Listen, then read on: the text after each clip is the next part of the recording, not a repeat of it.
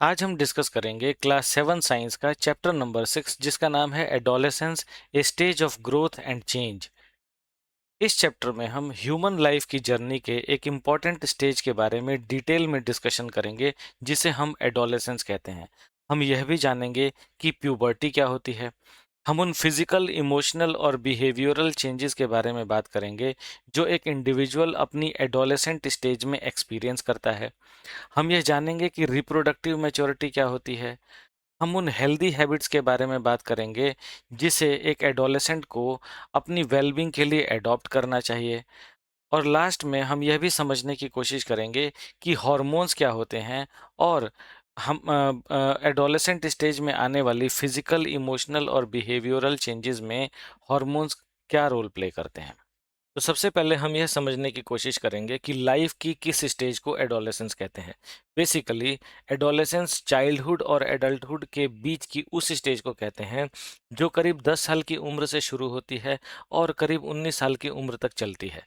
दूसरे शब्दों में हम यह भी कह सकते हैं कि जब कोई बच्चा 10 साल का हो जाता है तो हम यह कह सकते हैं कि वो अपनी एडोलेसेंट स्टेज में एंटर कर गया है और यह स्टेज करीब 19 साल की उम्र तक चलती है।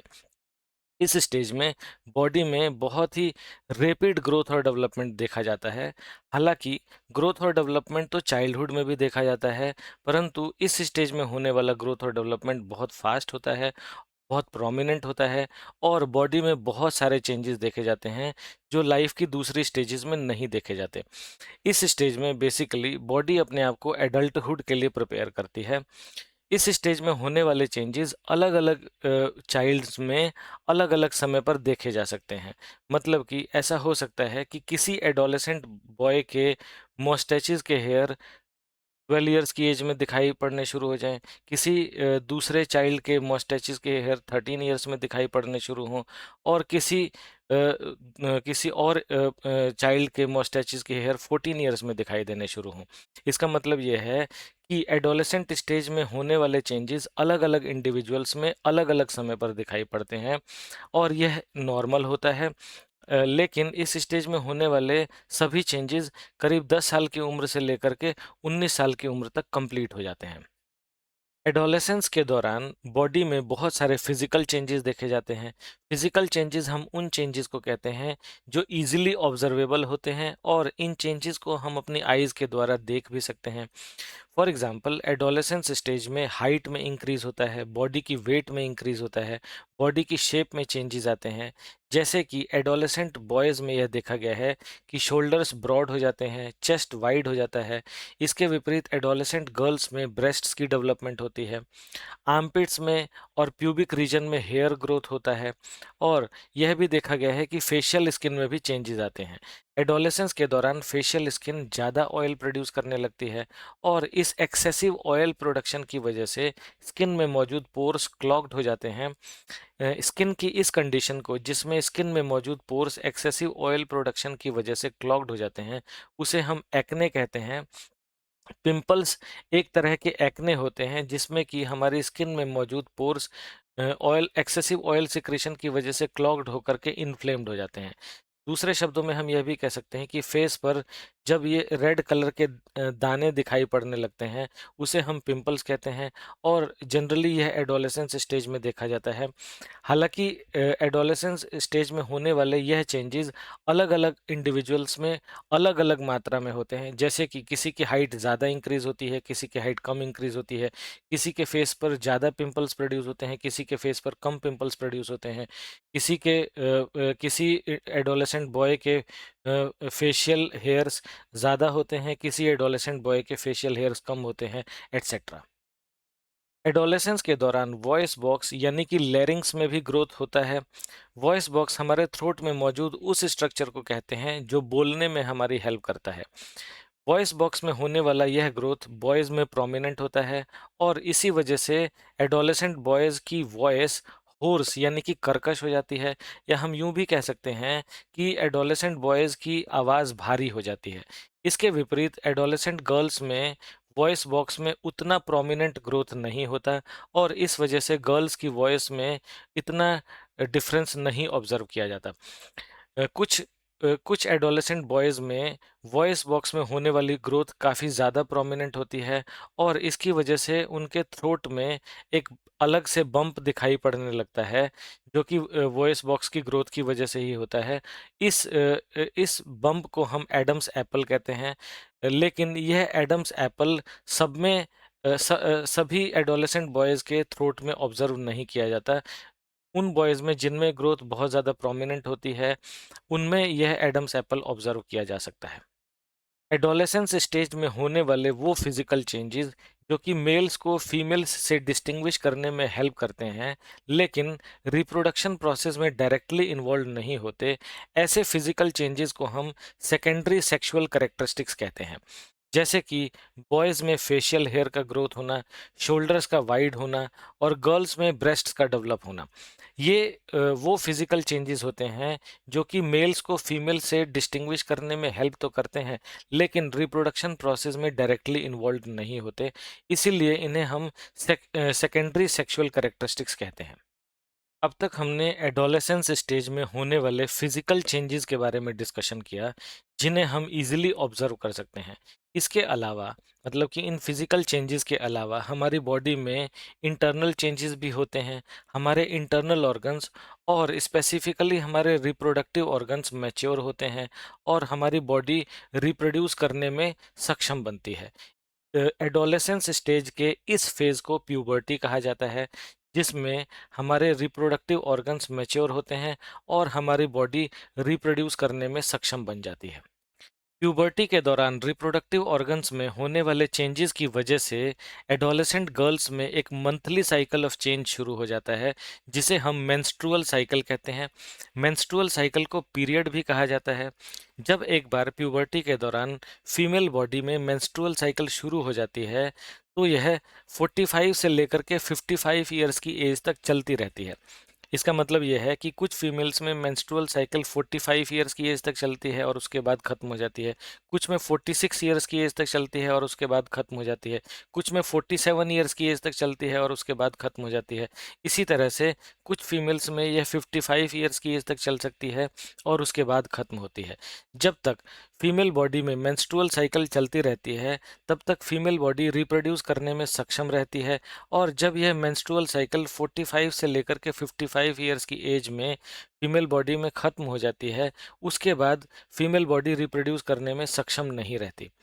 On an average menstrual cycle हर 28 टू 30 डेज में अपने आप को रिपीट करती रहती है। हालांकि हम ऐसा कहते तो हैं कि मेंस्ट्रुअल साइकिल हर 28 टू 30 डेज में अपने आप को रिपीट करती है, लेकिन यह एक एवरेज वैल्यू होती है। कुछ एडोलेसेंट गर्ल्स में मेंस्ट्रुअल साइकिल शॉर्टर होती है और 21 डेज की होती है। इसके विपरीत कुछ एडोलेसेंट गर्ल्स में मेंस्ट्रुअल साइकिल लंबी होती है और अप टू 35 डेज तक चलती है, लेकिन ऑन एन एवरेज हम यह कहते हैं कि यह 28 टू 30 डेज में अपने आप को रिपीट करती रहती है। मेंस्ट्रुअल साइकिल का वो फेज जिसमें बॉडी से ब्लड का डिस्चार्ज होता है, उसे हम मेंस्ट्रुएशन कहते हैं। यह फेज 3 से लेकर के 7 दिन तक चलता है। मेंस्ट्रुअल साइकिल यह इंडिकेट करती है कि बॉडी में रिप्रोडक्टिव सिस्टम ठीक से काम कर रहा है, यानी कि ये एक हेल्दी रिप्रोडक्टिव सिस्टम की तरफ इशारा करती है। मेंस्ट्रुएशन के दौरान कुछ एडोलेसेंट गर्ल्स में लोअर एब्डोमेन में पेन या डिस्कम्फर्ट महसूस किया जाता है, परंतु यह एक नॉर्मल प्रक्रिया होती है। एडोलेसेंस स्टेज में न सिर्फ हमारी बॉडी में चेंजेस दिखाई पड़ते हैं, इसके अलावा हमारे इमोशंस और बिहेवियर में भी चेंजेस दिखाई पड़ते हैं। यह देखा गया है कि एडोलेसेंट इंडिविजुअल्स में मूड स्विंग्स काफ़ी दिखाई पड़ता है। इसका मतलब यह है कि एक पल में तो एक एडोलेसेंट इंडिविजुअल काफ़ी खुश दिखाई पड़ता है और दूसरे ही पल में काफ़ी दुखी या फिर क्रोधित दिखाई पड़ता है। मूड में होने वाले ये चेंजेस काफ़ी क्विक होते हैं और बिना किसी स्पष्ट रीज़न के भी होते हैं। यह भी देखा गया है कि एडोलेसेंट इंडिविजुअल्स काफ़ी सेंसिटिव हो जाते हैं। मतलब कि दूसरे क्या बोलते हैं, क्या करते हैं, इस बात का उनके ऊपर बहुत ज़्यादा प्रभाव पड़ता है। वो छोटी-छोटी बातों का काफ़ी ज़्यादा बुरा मानने लगते हैं। एडोलेसेंस स्टेज में एक इंडिविजुअल बहुत स्ट्रॉन्ग इमोशंस को एक्सपीरियंस करता है। इसका मतलब ये है कि जब एक एडोलेसेंट खुश होता है तो बहुत ज़्यादा खुश हो जाता है, जब दुखी होता है तो बहुत ज़्यादा दुखी हो जाता है, जब क्रोधित होता है तो बहुत ज़्यादा क्रोधित हो जाता है और जब डरता है तो बहुत ज़्यादा ही डर जाता है। एडोलेसेंट स्टेज में एक्सपीरियंस किए जाने वाले इमोशंस लाइफ की किसी भी स्टेज के कंपैरिजन में ज़्यादा स्ट्रांगली फील किए जाते हैं। यह भी देखा गया है कि इस एज में एडोलेसेंट्स सोशल एक्टिविटीज़ में और क्रिएटिव एक्टिविटीज़ में पार्टिसिपेट करने में काफ़ी इंटरेस्टेड होते हैं। यानी कि फ्रेंड्स के साथ टाइम स्पेंड करना, स्पोर्ट्स में पार्टिसिपेट करना या फिर किसी भी दूसरे क्रिएटिव एक्टिविटी में पार्टिसिपेट करना उन्हें बहुत अच्छा लगता है। एडोलेसेंस ह्यूमन लाइफ की एक स्पेशल स्टेज होती है जो कि बहुत सारे चेंजेस से भरी होती है। यदि हम इस दौरान अपने बॉडी और माइंड का प्रॉपरली ध्यान रखें तो हम एडोलेसेंस स्टेज को एक जॉयफुल एक्सपीरियंस बना सकते हैं। यह बहुत ज़रूरी होता है कि इस स्टेज के दौरान हम हेल्दी फूड हैबिट्स को अडॉप्ट करें। हेल्दी फूड हैबिट्स का मतलब होता है कि डेली बैलेंस डाइट को कंज्यूम करें। बैलेंस डाइट में fruits, vegetables, milk, pulses, grains etcetera सब कुछ शामिल होने चाहिए। जब हम हेल्दी और बैलेंस डाइट को कंज्यूम करते हैं तो हमारी बॉडी की ग्रोथ प्रॉपरली होती है और हम एनर्जेटिक फील करते हैं। यह भी ज़रूरी है कि हम पर्सनल हाइजीन को मेंटेन करें। इसका मतलब यह है कि डेली स्नान करें, अपने कपड़ों को साफ रखें। अपनी बॉडी और अपने कपड़ों को साफ रख के हम इन्फेक्शंस को प्रिवेंट कर सकते हैं। इससे हमारा कॉन्फिडेंस भी बढ़ता है। इसके अतिरिक्त यह भी ज़रूरी है कि हम डेली एक्सरसाइज करें और आउटडोर गेम्स में पार्टिसिपेट करें। जब हम डेली एक्सरसाइज करते हैं और आउटडोर गेम्स में पार्टिसिपेट करते हैं तो हमारी बॉडी भी स्वस्थ रहती है और हमारे माइंड में स्ट्रेस लेवल भी कम हो जाता है और हमारा मूड इम्प्रूव करता है। इसके अलावा यह भी ज़रूरी होता है कि हम अपने फैमिली और फ्रेंड्स के साथ टाइम स्पेंड करें, अपनी फीलिंग्स को उनके साथ शेयर करें। ग्रुप एक्टिविटीज़ में पार्टिसिपेट करने से हमारा इमोशनल बैलेंस मेंटेन रहता है। जैसा कि हमने अभी डिस्कस किया था कि एडोलेसेंट स्टेज के दौरान बॉडी में बहुत रैपिड ग्रोथ और डेवलपमेंट होता है। इसलिए यह ज़रूरी है कि एडोलेसेंट स्टेज के दौरान हम हमेशा हेल्दी डाइट कंज्यूम करें। प्रोटीन्स हमारी बॉडी की ग्रोथ और रिपेयर के लिए ज़रूरी होता है। कैल्शियम बोन्स और टीथ के लिए ज़रूरी होता है। आयरन ब्लड फॉर्मेशन में काम आता है। विटामिन्स और मिनरल्स हमारी बॉडी की इम्यूनिटी को बढ़ाते हैं। इसीलिए यह ज़रूरी है कि हम उन फूड आइटम्स को आइडेंटिफाई करें जिनमें ये न्यूट्रिएंट्स पाए जाते हैं और ऐसे फूड आइटम्स को अपने डाइट में इंक्लूड करें ताकि हमारे बॉडी की ग्रोथ प्रॉपरली हो सके। एडोलेसेंस के दौरान पर्सनल और मेंस्ट्रुअल हाइजीन को मेंटेन करना इम्पॉर्टेंट होता है। पर्सनल हाइजीन को मेंटेन करने के लिए यह ज़रूरी है कि हम डेली स्नान करें, अपने कपड़ों को साफ रखें, अपने आर्मपिट्स और प्यूबिक रीजन को साफ रखें। इसके अलावा एडोलेसेंट गर्ल्स के लिए मेंस्ट्रुअल हाइजीन को मेंटेन करना भी ज़रूरी होता है। मेंस्ट्रुअल हाइजीन को मेंटेन करने के लिए सैनिटरी पैड्स का इस्तेमाल किया जाता है। इसके अलावा यह भी ज़रूरी है कि adolescent girls used sanitary pads को प्रॉपरली डिस्पोज ऑफ करें। यह आवश्यक है कि यूज्ड सैनिटरी पैड्स को पहले न्यूज़पेपर में रैप करके फिर उसे डस्टबिन में थ्रो करें। ऐसा करके हम इन्फेक्शंस को अवॉइड कर सकते हैं और कम्युनिटी हेल्थ को मेंटेन रख सकते हैं। बॉडी और माइंड को हेल्दी रखने के लिए फिजिकल एक्टिविटीज़ में पार्टिसिपेट करना इम्पॉर्टेंट होता है। यह बात ह्यूमन लाइफ के किसी भी स्टेज के लिए इम्पॉर्टेंट होती है, लेकिन एडोलेसेंट स्टेज में यह बात कुछ अधिक महत्व रखती है क्योंकि एडोलेसेंट स्टेज में बहुत रैपिड ग्रोथ और डेवलपमेंट होता है। फिज़िकल एक्टिविटीज़ में पार्टिसिपेट करने से, डेली एक्सरसाइज करने से हमारी बॉडी फिट रहती है और स्ट्रांग बनती है। हमारा मूड भी अच्छा रहता है, हमारी बॉडी का स्टेमिना बिल्डअप होता है और हमारा स्ट्रेस लेवल रिड्यूस होता है। हेल्दी डाइट को कंज्यूम करना, पर्सनल हाइजीन को मेंटेन करना और डेली फिजिकल एक्टिविटीज़ में पार्टिसिपेट करना, ये सभी हेल्दी बॉडी और माइंड के लिए इम्पॉर्टेंट होते हैं, पर साथ ही साथ हमें हार्मफुल सब्सटेंसेस के इस्तेमाल से भी बचना चाहिए। यह भी हेल्दी बॉडी और माइंड के लिए इम्पॉर्टेंट होता है।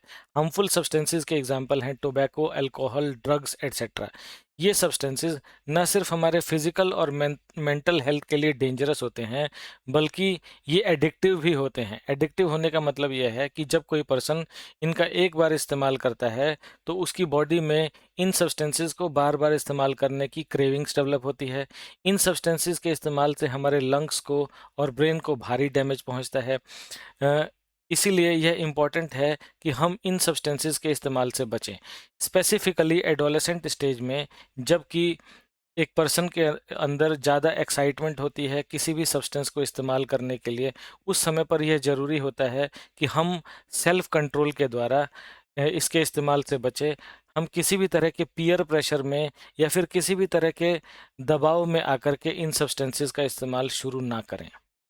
अब तक हमने यह डिस्कस किया कि एडोलेसेंट स्टेज के दौरान बॉडी में बहुत सारे चेंजेस देखे जाते हैं। इन चेंजेस के पीछे जो रिस्पॉन्सिबल होता है वो हैं हॉर्मोन्स। हॉर्मोन्स बेसिकली कुछ केमिकल्स होते हैं जो कि हमारी बॉडी में डिफरेंट जगहों पर मौजूद ग्लैंड्स के द्वारा सिक्रीट किए जाते हैं। ये ग्लैंड्स हॉर्मोन्स को तब रिलीज करते हैं जब सही समय पर ब्रेन इनको इन हॉर्मोन्स को रिलीज करने का सिग्नल देता है। मतलब कि जब ब्रेन सिग्नल देता है तब बॉडी के अलग अलग जगहों पर मौजूद डिफरेंट ग्लैंड्स डिफरेंट टाइप्स के हार्मोन्स सिक्रीट करते हैं। ये हार्मोन्स हमारी ब्लड स्ट्रीम के थ्रू ट्रेवल करते हुए बॉडी के सभी पार्ट्स में पहुंचते हैं और हमारी बॉडी की ग्रोथ को और डेवलपमेंट को इन्फ्लुएंस करते हैं। साथ ही हमारे मूड और बिहेवियर को भी प्रभावित करते हैं। तो इस चैप्टर में हमने ये जाना कि ह्यूमन लाइफ की जर्नी में एडोलेसेंस एक रैपिड ग्रोथ और डेवलपमेंट का फेज़ होता है। हमने उन फिजिकल, इमोशनल और बिहेवियरल चेंजेस के बारे में डिस्कशन किया जो एक इंडिविजुअल अपनी एडोलेसेंस स्टेज के दौरान एक्सपीरियंस करता है। हमने यह जाना कि प्यूबर्टी क्या होती है और यह किस तरह से बॉडी को रिप्रोडक्शन के लिए प्रिपेयर करती है। हमने उन हेल्दी हैबिट्स के बारे में बात किया जिन्हें अडॉप्ट करके एक एडोलेसेंट अपनी एडोलेसेंस स्टेज को जॉयफुल बना सकता है। और हमने यह भी जाना कि किस तरह से हार्मोन्स एडोलेसेंट स्टेज में होने वाले बॉडीली चेंजेस को इन्फ्लुएंस करते हैं। Thank you very much.